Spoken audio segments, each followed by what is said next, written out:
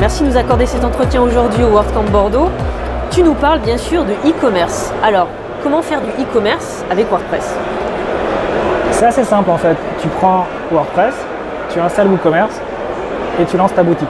Il n'y a rien de plus simple, c'est gratuit. Tu peux utiliser Stripe, PayPal et bien d'autres plugins qui sont gratuits, adaptés à ton marché et qui peuvent te permettre de vendre sur Internet rapidement. Alors souvent, on entend des critiques en disant que WooCommerce n'est pas professionnel, n'est pas stable par rapport à PrestaShop ou d'autres plateformes. Qu'est-ce que tu pourrais répondre à nos internautes? Alors, je vais te révéler une information. Moi, j'aime bien toujours les petits secrets que tu me donnes. Personne ne connaît pour l'instant. WooCommerce vient de dépasser PrestaShop en termes de part de marché en France. Donc clairement, il y a une volonté des agences et des utilisateurs finaux d'avoir du WooCommerce, j'allais dire une bêtise, du WooCommerce dans leur site pour faire du e-commerce. Est-ce que tu pourrais nous donner des astuces pour bien utiliser WooCommerce si on se lance? Alors quand on se lance avec WooCommerce, il faut faire simple. Souvent, on a des gens qui disent « Ok, je vais lancer un site internet, e-commerce, je vais mettre plein de plugins, plein de fonctions, et au final, on se rend compte qu'on dépense énormément d'argent et on n'en gagne pas tant que ça, voire même pas du tout. Et c'est un problème assez récurrent. Donc il faut partir de quelque chose de très simple.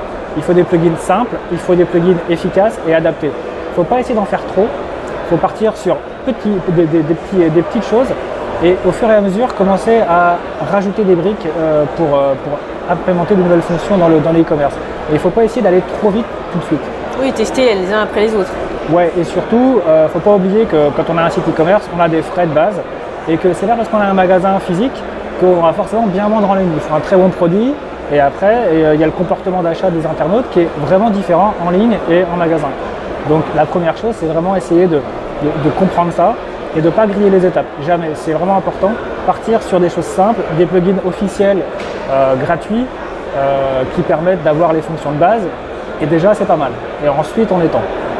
Il y a une problématique que j'entends souvent, c'est la passerelle de paiement. Il y a PayPal qui est de base, il y a Stripe, il y a des modules comme Atos, Paybox, etc. Qu'est-ce que tu recommandes toi? C'est exactement ce que je viens de te dire, c'est partir sur du simple. Donc la majorité des sites internet en France sont des petits sites internet, e-commerce j'entends. Ce qui se passe, c'est que quand tu prends un PayPal ou un Stripe, tu vas payer à la commission. Donc tu vends, tu payes, tu vends pas, tu n'as rien à payer. Si tu passes par une passerelle de paiement qui est connectée à ta banque, tu vas avoir des frais par défaut qui vont être assez importants. Donc si tu ne vends pas, tu vas perdre de l'argent. Donc là, on a un problème. Ensuite, chez WooCommerce, ce qu'on a tendance à faire, c'est que toutes les passerelles de paiement, ou une grosse partie, qu'on vendait en premium, on va les mettre en gratuit. Donc clairement, on va pouvoir installer WordPress gratuitement, WooCommerce gratuitement, les passerelles de paiement gratuitement et en plus certains plugins de transport, donc de livraison, gratuitement. Donc clairement, on va se retrouver avec tout un tas de plugins officiels gratuits qui permettront de vendre. Nous, l'avantage, c'est qu'on lie des partenariats avec les banques, comme PayPal, comme Stripe, Visa, Mastercard, etc. Et ce partenariat-là nous permet, nous, de gagner de l'argent. Et c'est un gagnant-gagnant-gagnant puisque la personne qui va installer le site internet ne va rien payer. Stripe et PayPal vont gagner de l'argent et en générant plus de transactions. Et nous, on aura un pourcentage de vente sur chacune des ventes. Donc c'est du gagnant-gagnant pour tout le monde. Et rapport à la France, toutes les passerelles de banque sont relativement chères et c'est à mon avis à utiliser dans une deuxième étape. C'est quoi l'erreur principale que les gens font sur WooCommerce? Les bugs qui te reviennent souvent. L'erreur principale sur WooCommerce, il y en a pas mal en fait. Il y en a pas mal. Celle qui vient en tête comme ça. Je pense que il n'y en a pas une en particulier. Toutes les questions qui reviennent en support sont vraiment vastes, différentes, souvent liées à la traduction, mais on a résolu le problème dans la version 2.6 et 2.7 qui permet de récupérer la traduction à jour en temps réel sans qu'elle soit impactée par quelques facteurs sur le site.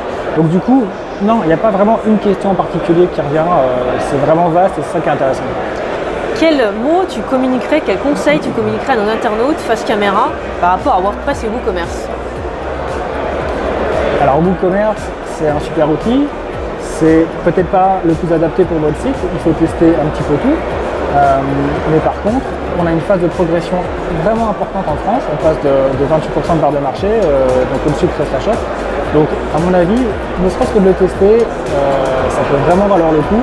Et si vous le testez, je pense que vous allez l'adopter. Merci Rémi, et puis au plaisir de te retrouver.